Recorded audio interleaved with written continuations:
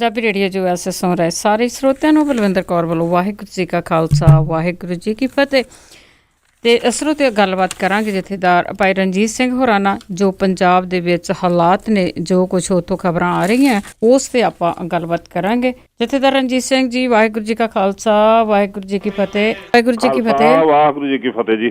ਅਸੀਂ ਭਾਈ ਸਾਹਿਬ ਇੱਕ ਤੇ ਬਹੁਤ ਬਹੁਤ ਧੰਨਵਾਦ ਕਰਦੇ ਹਾਂ ਕਿ ਤੁਸੀਂ ਸਾਨੂੰ ਟਾਈਮ ਦਿੱਤਾ, ਅਤੇ ਦੂਸਰੀ ਆਪਾਂ ਗੱਲ ਕਰਦੇ ਕਿ ਜੋ ਇਸ ਵੇਲੇ ਖਬਰਾਂ ਆ ਰਹੀਆਂ ਪੰਜਾਬ ਦੇ ਵਿੱਚੋਂ ਕੋਈ ਚੰਗੀਆਂ ਨਹੀਂ, ਥਾਂ ਥਾਂ ਤੇ ਗੁਰੂ ਗ੍ਰੰਥ ਸਾਹਿਬ ਜੀ ਦੀ ਜਿਹੜੀ ਬੇਅਦਬੀ ਹੋ ਰਹੀ ਆ, ਕਿਤੇ ਉਸਦੇ ਅੰਗ ਖਿਲਾਰੇ ਜਾ ਰਹੇ ਆ, ਕਿਤੇ ਚੋਰੀ ਹੋ ਰਹੇ ਆ। ਹਾਂਜੀ, ਇਹ ਤਕਰੀਬਨ ਕੱਲ ਤੱਕ ਵੀ ਜਾਰੀ ਸੀ ਜੀ। ਇੱਕ ਦੁਰਾਹੇ ਦੇ ਲਾਗੇ ਪਿੰਡ ਆ ਘੁਵੱਦੀ, ਤੇ ਉੱਥੇ ਵੀ 25 ਦੇ ਕਰੀਬ ਅੰਗ ਜਿਹੜੇ ਆ ਗੁਰਦੁਆਰਾ ਸਾਹਿਬ ਦੇ ਵਿੱਚ ਪਾਟੇ ਹੋਏ ਮਿਲੇ ਨੇ। ਇਹ ਲਗਾਤਾਰ ਚਾਰ ਚਫੇਰੇ ਇੱਕ ਤਰਨ ਤਾਰਨ 2 ਦਿਨ ਪਹਿਲਾਂ ਉਸ ਤੋਂ ਇੱਕ ਪਿੰਡ ਦੇ ਵਿੱਚ ਇਹੀ ਜੀ ਘਟਨਾ ਵਾਪਰੀ ਸੀ। ਇੱਕ ਤਾਂ ਇਹਦੇ ਦੋਸ਼ੀ ਤੇ ਕੋਈ ਨਾ ਕੋਈ ਜ਼ਰੂਰ ਆ ਜਿਨ੍ਹਾਂ ਨੇ ਕਰਤੂਤ ਕੀਤੀ। ਉਹ ਪਾਮਰ ਲੋਕ, ਉਹ ਨੀਚ ਲੋਕ ਜਿਹੜੇ, ਉਹ ਤੇ ਕਿਸੇ ਵੀ ਤਰੀਕੇ ਉਹ ਜਸਟੀਫਾਈ ਨਹੀਂ ਕੀਤਾ ਜਾ ਸਕਦਾ ਉਹਨਾਂ ਨੂੰ। ਲੇਕਿਨ ਮੈਂ ਦੇਖ ਰਿਹਾ ਕਿ ਪਿਛਲੇ ਕਈ ਸਾਲਾਂ ਤੋਂ ਪਿੱਛੇ ਵੀ ਜਦੋਂ ਬਾਦਲ ਦਾ ਰਾਜ ਸੀ ਤੇ ਭਨਿਆਰਾਂ ਵਾਲੇ ਦੇ ਸਮਰਥਕਾਂ ਨੇ 17 ਪਿੰਡਾਂ ਦੇ ਵਿੱਚ ਵੱਖ-ਵੱਖ ਥਾਵਾਂ ਤੇ ਗੁਰੂ ਮਹਾਰਾਜ ਦੀ ਆਤਮਾ ਨੂੰ ਇਸ ਤਰ੍ਹਾਂ ਅੱਗਾਂ ਲਾਈਆਂ ਸੀ, ਇਸ ਤਰ੍ਹਾਂ ਬੇਅਦਬੀ ਕੀਤੀ ਸੀ। ਜੋ ਕੁਛ ਵੀ ਇਹਨਾਂ ਨੇ ਪ੍ਰੀ ਪਲਾਨ ਕੀਤਾ ਸੀ, ਤੇ ਉਸ ਸਮੇਂ ਵੀ ਅਸੀਂ ਧਰਨੇ ਦਿੰਦੇ ਰਹੇ ਤੇ ਵੱਡੇ ਵੱਡੇ ਜਲੂਸ ਕੱਢਦੇ ਰਹੇ। ਇਹਦੇ ਕੰਨ ਤੇ ਜੂੰ ਨਹੀਂ ਸਰਕੀ ਇਸ ਬੰਦੇ ਦੇ, ਤੇ ਅੱਜ ਵੀ ਉਹੀ ਹਾਲ ਆ। ਲੇਕਿਨ ਮੈਂ ਮਹਿਸੂਸ ਕਰ ਰਿਹਾ ਉਸ ਸਮੇਂ ਤੋਂ ਕਿ ਅਸੀਂ ਇੱਕ ਪਿੰਡ ਦੇ ਵਿੱਚ 800 ਵੋਟ ਆ ਤੇ 900 ਵੋਟ ਆ ਜਾਂ 1000 ਵੋਟ ਆ, ਤੇ ਉੱਥੇ 4 ਗੁਰਦੁਆਰੇ ਬਣੇ ਹੋਏ ਨੇ ਜੀ, ਤੇ ਗੁਰਦੁਆਰਾ ਮੁਕੰਮਲ ਕੋਈ ਵੀ ਨਹੀਂ। ਅਸਲ ਵਿੱਚ ਅਸੀਂ ਗੁਰੂ ਸਾਹਿਬ ਜੀ ਦੀ ਪਵਿੱਤਰ ਅਜ਼ਮਤ ਲਈ, ਜੇ ਅਸੀਂ ਗੁਰੂ ਗੋਬਿੰਦ ਸਿੰਘ ਜੀ ਤੋਂ ਬਾਅਦ ਇਹ ਸਿਧਾਂਤ ਨੂੰ ਸਤਿਕਾਰ ਦਈਏ, ਤੇ ਗੁਰੂ ਗ੍ਰੰਥ ਤੇ ਗੁਰੂ ਪੰਥ ਦਾ ਸਤਿਕਾਰ ਤਾਂ ਹੀ ਬਣਦਾ ਜੇ ਗੁਰੂ ਘਰ ਵਿੱਚ ਜਿੱਥੇ ਗੁਰੂ ਸਾਹਿਬ ਦਾ ਸਰੂਪ ਹੋਵੇ ਉੱਥੇ 5 ਸਿੰਘਾਂ ਦਾ ਲਾਜ਼ਮੀ ਹੋਣਾ ਚਾਹੀਦਾ ਪਹਿਰਾ, ਦੂਸਰਾ ਨਿਸ਼ਾਨ ਸਾਹਿਬ ਹੋਵੇ, ਤੀਸਰਾ ਲੰਗਰ ਹੋਵੇ। ਇਸ ਤੋਂ ਇਲਾਵਾ ਜੇ ਇਸ ਤੋਂ ਘੱਟ ਕੁਝ ਚੀਜ਼ਾਂ ਹੈਗੀਆਂ ਨੇ ਤੇ ਉੱਥੇ ਗੁਰੂ ਮਹਾਰਾਜ ਦਾ ਸਰੂਪ ਨਹੀਂ ਹੋਣਾ ਚਾਹੀਦਾ। ਸੈਂਚੀਆਂ ਹੋ ਸਕਦੀਆਂ, ਗੁਟਕੇ ਦੇ ਰਾਹੀਂ ਬਾਣੀ ਪੜ੍ਹੀ ਜਾ ਸਕਦੀ ਆ, ਲੇਕਿਨ ਇਹ ਗੁਰਦੁਆਰਿਆਂ ਦੇ ਵਿੱਚ ਅਸੀਂ ਜਦੋਂ ਸਰੂਪ ਨੂੰ ਲਿਜਾ ਕੇ ਸ਼ੀਸ਼ਿਆਂ 'ਚ ਜਾਂ ਖੁੱਲ੍ਹੇ ਛੱਡ ਕੇ ਤੇ ਕੋਈ ਭਾਈ ਸਾਹਿਬ ਗਜਾ ਕਰਦੇ ਫਿਰਦੇ ਨੇ ਤੇ ਟੇਪ ਲਾ ਕੇ ਤੇ ਉੱਚੇ ਨਿਸ਼ਾਨ ਸਾਹਿਬ ਤੇ ਸਪੀਕਰ ਟੰਗ ਜਾਂਦੇ ਨੇ ਤੇ ਲੋਕ ਪਿੰਡ ਦੇ ਸੁਣਦੇ ਰਹਿੰਦੇ, ਮਗਰੋਂ ਬੇਅਦਬੀ ਹੁੰਦੀ ਆ। ਉੱਥੇ ਕੋਈ ਵਾਚਣ ਵਾਲਾ ਨਹੀਂ, ਉੱਥੇ ਕੋਈ ਦੇਖ ਰੇਖ ਕਰਨ ਵਾਲਾ ਨਹੀਂ। ਤੇ ਇਹ ਲਗਾਤਾਰ ਜਿਹੜੀ ਸਾਡੀ ਜਦੋਂ ਸਰੂਪ ਲੈਣ ਆਉਂਦੇ ਉਦੋਂ ਬੜੇ ਸਤਿਕਾਰ ਨਾਲ 5 ਸਿੰਘ ਆਉਂਦੇ ਆ, ਟਰਾਲੀਆਂ ਲੈ ਕੇ ਆਉਂਦੇ ਆ, ਲੇਕਿਨ ਜਦੋਂ ਸਰੂਪ ਮਹਾਰਾਜ ਦੇ ਸੁੱਖ ਆਸਣ ਤੇ ਚਲੇ ਜਾਂਦੇ ਫਿਰ ਕੋਈ ਸੁਰੱਖਿਆ ਵੱਲ ਧਿਆਨ ਨਹੀਂ ਦਿੱਤਾ ਜਾਂਦਾ। ਇਸ ਪਾਸੇ ਵੱਲ ਸਾਡਾ ਧਿਆਨ ਹੋਣਾ ਚਾਹੀਦਾ ਸਿੱਖਾਂ ਦਾ, ਕਿਉਂਕਿ ਮੈਂ ਮਹਿਸੂਸ ਕਰਦਾ ਕਿ ਸਾਡੇ ਆਪਣੇ ਘਰਾਂ 'ਚ ਚੋਰੀ ਨਹੀਂ ਹੋ ਰਹੀ, ਗੁਰੂ ਘਰਾਂ 'ਚ ਕਿਉਂ ਹੋ ਰਹੀ ਹੈ? ਸਾਡੀ ਕੋਈ ਬੇਇੱਜ਼ਤੀ ਨਹੀਂ ਕਰਕੇ ਜਾ ਰਿਹਾ, ਗੁਰੂ ਸਾਹਿਬ ਦੀ ਕਿਸ ਤਰ੍ਹਾਂ ਹੋ ਸਕਦੀ ਹੈ? ਤੇ ਇਹਦੇ ਵਿੱਚ ਜਿਹੜੀ ਸਾਡੀ ਕਮੀ ਆ ਉਹਨੂੰ ਸਭ ਤੋਂ ਪਹਿਲਾਂ ਉਹਦੇ ਤੇ ਕੰਟਰੋਲ ਕਰਕੇ ਸਾਨੂੰ ਉਹਦੇ ਤੇ ਪਹਿਰਾ ਦੇਣਾ ਚਾਹੀਦਾ। ਉਸ ਤੋਂ ਬਾਅਦ ਇਹਨਾਂ ਨਾਲ ਨਜਿੱਠਣਾ, ਤੇ ਸਿੱਖ ਕੌਮ ਨੇ ਜਿਹੜਾ ਬੀੜਾ ਚੁੱਕਿਆ ਉਹ ਨਜਿੱਠਣਗੇ ਹੀ, ਕੋਈ ਐਸੀ ਗੱਲ ਨਹੀਂ। ਪਰ ਇਹ ਜਿਹੜੇ ਸਾਨੂੰ ਇਹਦੇ ਲਈ ਜ਼ਰੂਰੀ ਆ ਕਿ ਸਾਨੂੰ ਪਹਿਰਾ ਦਿੱਤਾ ਜਾਵੇ ਕਿ ਅਸੀਂ ਗੁਰੂ ਸਾਹਿਬ ਜੀ ਦੇ ਸਰੂਪ ਇੰਨੀ ਜ਼ਿਆਦਾ ਗਿਣਤੀ ਦੇ ਵਿੱਚ ਨਾ ਰੱਖੀਏ, ਇੰਨੀ ਜ਼ਿਆਦਾ ਗਿਣਤੀ ਦੇ ਵਿੱਚ ਨਾ ਜ਼ਿਆਦਾ ਗੁਰਦੁਆਰੇ ਬਣਾਈਏ ਇਹ ਜਿੱਥੇ ਸੁਰੱਖਿਆ ਹੋਵੇ। ਅੱਜ ਇੱਕ ਪਿੰਡ 'ਚ 5 ਗੁਰਦੁਆਰੇ ਆ ਤੇ 3 ਗੁਰਦੁਆਰਿਆਂ ਦੀ ਜ਼ਮੀਨ ਵੇਚ ਕੇ ਤੇ 2 ਗੁਰਦੁਆਰਿਆਂ ਨੂੰ ਸੋਹਣਾ ਬਣਾਇਆ ਜਾ ਸਕਦਾ, ਸੁਰੱਖਿਅਤ ਬਣਾਇਆ ਜਾ ਸਕਦਾ, ਸਹੂਲਤਾਂ ਦੇ ਨਾਲ ਉਹਨੂੰ ਲੈਸ ਕੀਤਾ ਜਾ ਸਕਦਾ, ਤੇ ਪਿੰਡ ਵਾਲਿਆਂ ਨੂੰ ਜਿਹੜਾ ਸਮਝਾਇਆ ਜਾ ਸਕਦਾ ਕਿ ਵੀ ਗੁਰੂ ਸਾਡਾ ਇੱਕ ਆ, ਸਿਧਾਂਤ ਸਾਡਾ ਇੱਕ ਆ, ਸਾਡੀ ਪ੍ਰਾਪਤੀ ਇੱਕ ਆ ਮਨੁੱਖਾ ਜੀਵਨ ਦੀ, ਤੇ ਅਸੀਂ ਇੰਨੇ ਗੁਰਦੁਆਰੇ ਨਾ ਬਣਾਈਏ। ਜੀ ਜੀ, ਹਾਂਜੀ। ਤੇ ਅੱਗੇ ਜੀ ਜਿਸ ਤਰ੍ਹਾਂ ਮੀਡੀਆ ਚਾਹੁੰਦਾ ਆ ਪੁੱਛਣਾ, ਜਿਸ ਤਰ੍ਹਾਂ ਆਪਣੇ ਹੁਕਮਨਾਮੇ ਦੇ ਕੇ ਵਾਪਸ ਲਏ ਜਾਂਦੇ ਆ ਜਾਂ ਇਹ ਮਾਫੀਨਾਮਾ ਦਿੱਤਾ ਆ, ਇਸ ਦੇ ਉੱਤੇ ਬੜਾ ਵੱਡਾ ਸਵਾਲ ਜਿਹੜਾ ਖੜਾ ਹੁੰਦਾ ਹੈ ਕਿ ਜਿਸ ਤਰ੍ਹਾਂ ਅਖਬਾਰਾਂ ਵਾਲੇ ਵੀ ਜਥੇਦਾਰਾਂ ਨੂੰ ਪੁੱਛਦੇ ਆ, ਗੁਰਬਚਨ ਸਿੰਘ ਨੂੰ, ਕਿ ਤੁਸੀਂ ਇਹਨੂੰ ਮਾਫੀਨਾਮੇ ਨੂੰ ਵਾਪਸ ਕਿਉਂ ਲਿਆ? ਉਹ ਕਹਿੰਦੇ ਗੁਰਮਤਾ ਸੀ, ਇਹ ਹੁਕਮਨਾਮਾ ਨਹੀਂ ਸੀ। ਇਹ ਹਿੰਦੁਸਤਾਨ ਟਾਈਮਸ ਦੇ ਕਾਰਸਪੋਂਡੈਂਟ ਨੇ ਪੁੱਛਿਆ ਸੀਗਾ ਜਥੇਦਾਰਾਂ ਨੂੰ ਕਿ ਇੱਕ ਹੁਕਮਨਾਮਾ ਜਿਹੜਾ ਤੁਸੀਂ ਇਸ਼ੂ ਕਰ ਚੁੱਕੇ ਹੋ, ਛੱਡ ਚੁੱਕੇ ਹੋ, ਉਹਨੂੰ ਤੁਸੀਂ ਵਾਪਸ ਕਿਵੇਂ ਲੈ ਸਕਦੇ ਹੋ? ਤੇ ਉਹਨੇ ਕਿਹਾ ਇਹ ਗੁਰਮਤਾ ਸੀ, ਨੋਟ ਹੁਕਮਨਾਮਾ। ਤੇ ਉਹਨੇ ਬੜੀ ਵੱਡੀ ਗਲਤੀ ਕੀਤੀ ਹੈ। ਇਹਨੇ ਜਦ ਪਹਿਲੀਆਂ ਗਲਤੀਆਂ ਦੇ ਨਾਲ ਇੱਕ ਹੋਰ ਬੜੀ ਵੱਡੀ ਸਿੱਖਾਂ ਨੂੰ ਭੁਲੇਖਾ ਪਾਊ। ਅੱਜ ਅਸੀਂ ਅਕਾਲੀ ਬਾਣੀ ਕਹਿ ਲਈਏ ਜਾਂ ਸਤਿਗੁਰੂ ਨਾਨਕ ਸਾਹਿਬ ਦੀ ਬਾਣੀ ਕਹਿ ਲਈਏ ਜਾਂ ਸ਼ਬਦ ਕਹਿ ਲਈਏ, ਤੇ ਗੱਲ ਤੇ ਇੱਕੋ ਹੀ ਆ।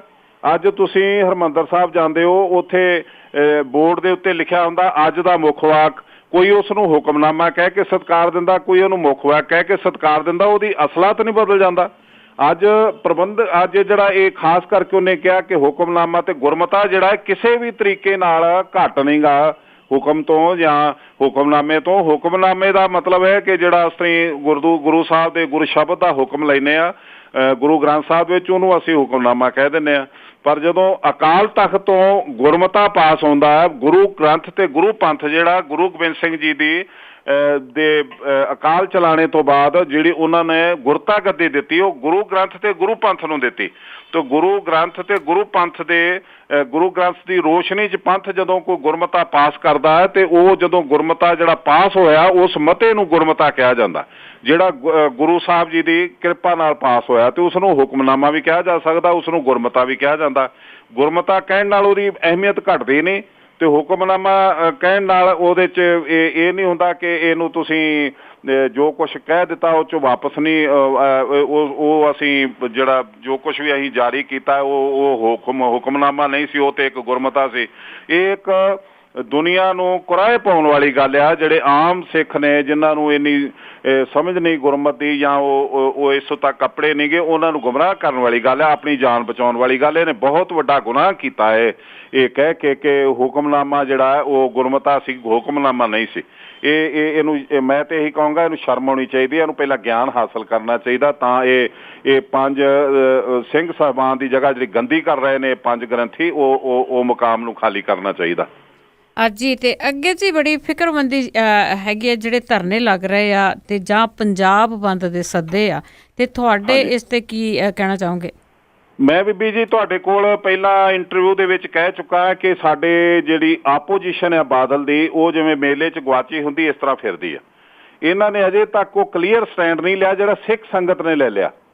ਜਿਹੜਾ ਸਿੱਖ ਸੰਗਤ ਨੇ ਨਿਰਣਾ ਕਰ ਲਿਆ, ਉਹ ਨਿਰਣਾ ਆਰ ਪਾਰ ਦੀ ਲੜਾਈ ਦਾ, ਉਹ ਨਿਰਣਾ ਸਿਉਂਕ ਨੂੰ ਜੜ੍ਹਾਂ 'ਚੋਂ ਕੱਢਣ ਦਾ, ਉਹ ਨਿਰਣਾ ਜਿਹੜਾ ਉਹ ਬਾਦਲ ਦੇ ਵਿਰੁੱਧ ਇੱਕ ਜਹਾਦ ਆ, ਨਾ ਕਿ ਇਕੱਲੇ ਗ੍ਰੰਥੀਆਂ ਦੇ ਖਿਲਾਫ। ਲੇਕਿਨ ਇਹ ਜਿਹੜਾ ਗੁੱਸਾ ਆ ਇਹ ਬਿਲਕੁਲ ਵਾਜਬ ਆ। ਇਹਦੇ ਵਿੱਚ ਜੇ ਇੰਨਾ ਕੁ ਨਾ ਸੰਗਤ ਕਰਦੀ ਤੇ ਇਹ ਮੈਂ ਨਹੀਂ ਸੀ ਸਮਝਦਾ ਕਿ ਜਾਗਰਤੀ ਆਉਂਦੀ। ਅੱਜ ਸਾਨੂੰ ਪ੍ਰੋਬਲਮਾਂ ਆਉਂਦੀਆਂ ਨੇ, ਅਸੀਂ ਕਿਤੇ ਨਹੀਂ ਜਾ ਸਕਦੇ। ਮੈਂ ਅੰਮ੍ਰਿਤਸਰ ਸਾਹਿਬ ਗਿਆ ਤੇ ਮੈਂ ਤਕਰੀਬਨ ਮੈਨੂੰ 6-7 ਘੰਟੇ ਲੱਗੇ, ਲੇਕਿਨ ਮੈਂ ਮਹਿਸੂਸ ਕਰਦਾ ਸੀ ਕਿ ਸਿੰਘਾਂ ਦਾ ਜਿਹੜਾ ਡਿਸੀਜਨ ਠੀਕ ਆ। ਲੇਕਿਨ ਕਿਤੇ ਨਾ ਕਿਤੇ ਇਹ ਜਦੋਂ ਜਿਹੜੇ ਧਰਨਾ ਲਾਉਣ ਵਾਲੇ ਨੇ, ਜਿਹੜੇ ਪ੍ਰਬੰਧਕ ਨੇ, ਉਹਨਾਂ ਵੀਰਾਂ ਨੂੰ ਇਹ ਮੈਂ ਹੱਥ ਜੋੜ ਕੇ ਬੇਨਤੀ ਕਰੂੰਗਾ, ਕੋਈ ਬਿਮਾਰ ਹੁੰਦਾ ਹੈ, ਕਿਸੇ ਨੇ ਏਅਰਪੋਰਟ ਤੇ ਜਾਣਾ ਹੁੰਦਾ, ਕੋਈ ਵਾਪਸ ਆ ਰਿਹਾ ਹੁੰਦਾ, ਕੋਈ ਯਾਤਰੂ ਹਰਿਮੰਦਰ ਸਾਹਿਬ ਜਾ ਰਿਹਾ, ਕੋਈ ਵਾਪਸ ਆ ਰਿਹਾ, ਉਹਨਾਂ ਨੂੰ ਕੋਈ ਰਾਹ ਦੇਣਾ ਚਾਹੀਦਾ ਜਿਹਦੇ ਨਾਲ ਉਹ ਭਾਵੇਂ ਖਰਾਬ ਹੋ ਕੇ ਨਿਕਲਣ ਪਰ ਨਿਕਲ ਜਾਣ। ਇਹਦੇ ਨਾਲ ਇਹ ਜਿਹੜਾ 24 ਘੰਟੇ ਜਿਹੜਾ ਧਰਨਾ, ਇਹਦੇ ਨਾਲ ਆਮ ਸਿੱਖ ਨੂੰ, ਆਮ ਪਬਲਿਕ ਨੂੰ, ਆਮ ਲੋਕਾਂ ਨੂੰ ਬੜੀ ਦਿੱਕਤ ਹੁੰਦੀ ਹੈ। ਤੇ ਇਹ ਜਿਹੜਾ ਪ੍ਰਕਾਸ਼ ਸਿੰਘ ਬਾਦਲ ਦਾ ਟੱਬਰ, ਇਹ ਹੈਲੀਕਾਪਟਰਾਂ ਤੇ ਜਿੱਥੇ ਜੀ ਕਰਦਾ ਉੱਡ ਕੇ ਚਲੇ ਜਾਂਦੇ, ਇਹਨਾਂ ਨੂੰ ਅਜੇ ਤੱਕ ਕੋਈ ਚਿੰਤਾ ਨਹੀਂ। ਤੋ ਇਹ ਪ੍ਰੋਟੈਸਟ ਬੜਾ ਵਾਜਬ ਆ ਤੇ ਸਹੀ ਆ, ਤੇ ਇਹ ਸੰਗਤ ਨੇ ਆਪ ਆਪਣੇ ਹੱਥ 'ਚ ਕਮਾਂਡ ਲੈ ਕੇ ਜੋ ਕੁਛ ਕੀਤਾ, ਇਹਨੂੰ ਅਸੀਂ ਗਲਤ ਕਰਾਰ ਨਹੀਂ ਦੇ ਸਕਦੇ। ਡਗਮਗ ਛਾੜ ਰੇ ਮਨ ਬੌਰਾ, ਅਬ ਤੋਂ ਜਰੇ ਮਰੇ ਸਿੱਧ ਪਾਈਏ, ਲੀਨੋ ਹਾਥ ਸੰਧੌਰਾ। ਇਹ ਇੱਕ ਨਿਰਣਾ ਕਰਕੇ ਇਸ ਸਿਧਾਂਤ ਅਨੁਸਾਰ ਸਿੱਖ ਸੰਗਤ ਨੇ ਬੀੜਾ ਚੁੱਕਿਆ। ਤੇ ਮੈਨੂੰ ਲੱਗਦਾ ਕਿ ਹੁਣ ਇਹ ਜਿਹੜਾ ਬਾਦਲ ਜਿਹੜਾ ਖਾਸ ਕਰਕੇ ਗ੍ਰੰਥੀਆਂ ਨੂੰ ਆਪਣੇ ਪੈਰ ਦੀ ਜੁੱਤੀ ਸਮਝ ਕੇ ਬਦਲਦਾ ਰਿਹਾ, ਹਾਲੇ ਤੱਕ ਆਪਣੀ ਕਮੀਜ਼ ਸਮਝ ਕੇ ਚੇਂਜ ਕਰਦਾ ਰਿਹਾ। ਅੱਜ ਉਹਨੂੰ ਇਹ ਮੌਕਾ ਨਹੀਂ ਮਿਲੂਗਾ ਕਿ ਇਹ ਗ੍ਰੰਥੀ ਤੇ ਬਦਨਾਮ ਹੋ ਗਏ, ਹੁਣ ਨਵਾਂ ਗ੍ਰੰਥੀ ਲਿਆ ਕੇ ਬਿਠਾ ਦਿਓ। ਇਹ ਬੜੀ ਵੱਡੀ ਸਮੱਸਿਆ ਸਾਡੇ ਲਈ ਕਿ ਹੁਕਮਨਾਮਾ ਵਾਪਸ ਲੈ ਲਿਆ, ਹੁਕਮਨਾਮਾ ਵਾਪਸ ਲੈਣ ਤੋਂ ਬਾਅਦ ਉਹ ਗੰਦਾ ਕਰ ਦੂਗਾ ਗ੍ਰੰਥੀਆਂ ਨੂੰ, ਤੇ ਆਪ ਫੇਰ ਚੰਗਾ ਬਣ ਜਾਊਗਾ। ਜਿਵੇਂ ਕੱਲ ਮੱਥਾ ਟੇਕਣ ਚਲੇਗਾ ਜੀ, ਮੈਂ ਪਛਤਾਵਾ ਕਰਨ ਜਾ ਰਿਹਾ ਤੇ ਆਪਣੇ ਮੂੰਹ ਤੇ ਆਪ ਚਪੇੜਾ ਮਾਰ, ਲੋਕਾਂ ਨੂੰ ਦਿਖਾ ਕਿ ਮੇਰੀ ਕਰਤੂਤ ਕੀ ਆ। ਤੂੰ ਜਲਿਆਂਵਾਲਾ ਬਾਗ ਬਣਾ ਦਿੱਤਾ, ਨਿਰਦੋਸ਼ ਸਿੱਖਾਂ ਤੇ ਨਿਰਦੋਸ਼ ਬੱਚਿਆਂ ਤੇ ਇਹ ਗੋਲੀਆਂ ਚਲਾ ਕੇ ਤੂੰ ਖੂਨੋ ਖੂਨ ਕਰ ਦਿੱਤਾ, ਧਰਤੀ ਲਾਲ ਕਰ ਦਿੱਤੀ। ਅੱਜ ਤੂੰ ਕਹਿੰਦਾ ਮੈਂ ਪਛਤਾਵਾ ਕਰਨ ਜਾ ਰਿਹਾ। ਇਹ ਇੰਨਾ ਮੂਰਖ ਬਣਾ ਰਿਹਾ ਲੋਕਾਂ ਨੂੰ, ਪਰ ਸਿੱਖ ਸੰਗਤ ਸਮਝ ਚੁੱਕੀ ਆ ਕਿ ਬੰਦਾ ਕੀ ਆ। ਇਸ ਬੰਦੇ ਨੇ ਨੀਲਾ ਬੁਰਕਾ ਪਾ ਕੇ ਸਾਨੂੰ ਕਿੰਨਾ ਵੱਡਾ ਧੋਖਾ ਦਿੱਤਾ, ਸਾਡੀ ਕੌਮ ਨੂੰ ਕਿੰਨਾ ਵੱਡਾ ਨੁਕਸਾਨ ਪਹੁੰਚਾਇਆ। ਤੋ ਮੈਂ ਸਮਝਦਾ ਕਿ ਅੱਜ ਜਿਹੜੇ ਧਰਨੇ ਨੇ ਇਹ ਪ੍ਰਤੀਕ ਨੇ ਇਸ ਗੱਲ ਦਾ ਕਿ ਕਿਸੇ ਵੀ ਤਰੀਕੇ ਬਾਦਲ ਨੂੰ ਨਹੀਂ ਬਖਸ਼ਿਆ ਜਾਊਗਾ, ਕਿਉਂਕਿ ਬਾਦਲ ਜਿਹੜਾ ਅੱਜ ਵੀ ਇਹ ਗ੍ਰੰਥੀਆਂ ਨੂੰ, ਜਿਵੇਂ ਸਾਡੇ ਆਪੋਜੀਸ਼ਨ ਦੇ ਲੀਡਰ ਜਿਹੜੇ ਐਂਟੀ ਬਾਦਲ ਨੇ, ਉਹ ਅੱਜ ਵੀ ਕਹਿ ਰਹੇ, ਅੱਜ ਤੱਕ ਵੀ ਉਹਨਾਂ ਦੇ ਬਿਆਨ ਇਹੋ ਜਿਹੇ ਨੇ ਗੋਲ ਮੋਲ ਜਿਹੇ ਕਿ ਇਹ ਵਾਪਸ ਲਿਆ ਜਾਵੇ ਹੁਕਮਨਾਮਾ, ਫਿਰ ਗ੍ਰੰਥੀ ਰਿਜ਼ਾਈਨ ਕਰ। ਗ੍ਰੰਥੀ ਰਿਜ਼ਾਈਨ ਕਿਉਂ ਕਰਨਗੇ? ਉਹ ਆਪ ਕੱਢ ਸਕਦਾ ਬਾਦਲ, ਉਹਨਾਂ ਨੂੰ ਨਵਾਂ ਲਿਆ ਸਕਦਾ। ਜਿਹੜਾ ਤੁਸੀਂ ਕਹੋਗੇ ਉਹ ਇਹੋ ਜਿਹੇ ਹੋਰ ਆ ਜਾਣਗੇ, ਉਹ ਕੀ ਕਰਨਗੇ? ਜੇ ਪੂਰਨ ਸਿੰਘ ਨੇ ਨੂੰ ਲਿਆਂਦਾ ਉਹਨੇ ਕੀ ਚੰਦ ਚੜਾਇਆ, ਜੇ ਵਿਦਾਂਤੀ ਆ ਗਿਆ ਉਹਨੇ ਕੀ ਸਾਨੂੰ ਦਿੱਤਾ, ਜੇ ਇਹ ਆ ਗਿਆ ਤੇ ਗੁਰਬਚਨ ਸਿੰਘ ਇਹਨੇ ਸਾਨੂੰ ਕੀ ਦੇ ਗਿਆ, ਤੇ ਜੇ ਇਹਦਾ ਭਰਾ ਕੋਈ ਹੋਰ ਗ੍ਰੰਥੀ ਆ ਕੇ ਬੈਠ ਜਾਊਗਾ ਤੇ ਉਹ ਸਾਨੂੰ ਕੀ ਦਊਗਾ। ਗੱਲ ਇਹ ਆ ਕਿ ਨਿਜ਼ਾਮ ਬਦਲਣ ਦੀ ਜ਼ਰੂਰਤ ਆ। ਇਸ ਮੱਸੇ ਰੰਗੜ ਨੂੰ ਕਦਾ ਚੇਤੇ ਪਾਵਰ ਨਹੀਂ ਦੇਣੀ ਚਾਹੀਦੀ ਕਿ ਉਹ ਪੰਥ ਤੇ ਗ੍ਰੰਥ ਦਾ ਸਿਧਾਂਤ ਨਿਯੁਕਤ ਕਰੇ ਤੇ ਉਹ ਗ੍ਰੰਥ ਦਾ ਤੇ ਪੰਥ ਦੇ ਸਿਧਾਂਤ ਨੂੰ ਆਪਣੇ ਪੈਰਾਂ ਥੱਲੇ ਰੋਲੇ। ਗੁਰੂ ਦਸਮ ਪਾਤਸ਼ਾਹ ਦੀ ਪਵਿੱਤਰ ਅਜ਼ਮਤ ਦਾ ਅਪਮਾਨ ਕਰੇ। ਸਭ ਤੋਂ ਵੱਡਾ ਅਪਮਾਨ ਇਹ ਸੌਦਾ ਸਾਹਿਬ ਤੋਂ ਵੀ ਵੱਡਾ ਅਪਮਾਨ ਜਿਹੜਾ ਪ੍ਰਕਾਸ਼ ਸਿੰਘ ਬਾਦਲ ਨੇ 99 ਦੀ ਵਿਸਾਖੀ ਨੂੰ ਕੀਤਾ, ਜਿਹੜਾ ਮੇਰੀ ਕਿਸੇ ਆਵਾਜ਼ ਨੂੰ ਕਿਸੇ ਨੇ ਸੁਣਿਆ ਨਹੀਂ। ਇਹ ਸਭ ਤੋਂ ਵੱਡਾ ਅਪਮਾਨ ਸੀ ਕਿ 300 ਸਾਲ ਪਹਿਲਾਂ ਇੱਕ ਸਿਧਾਂਤ ਬਣਦਾ ਸੀ ਗ੍ਰੰਥ ਤੇ ਪੰਥ ਦਾ, ਤੇ ਗੁਰੂ ਸਾਹਿਬ ਜੀ ਦੇ 5 ਪਿਆਰੇ ਜਿਹੜੇ ਆ ਇਹਨਾਂ ਦਾ ਇੱਕ ਰੁਤਬਾ ਬਣਿਆ ਸੀ। ਕੌਮ ਨੂੰ ਇਹਦੇ ਵਿੱਚੋਂ ਜ਼ਿੰਦਗੀ ਮਿਲੀ, ਕੌਮ ਨੂੰ ਇਹਦੇ ਵਿੱਚੋਂ ਜਨਮ ਮਿਲਿਆ ਵਿਸਾਖੀ ਵਾਲੇ ਦਿਨ।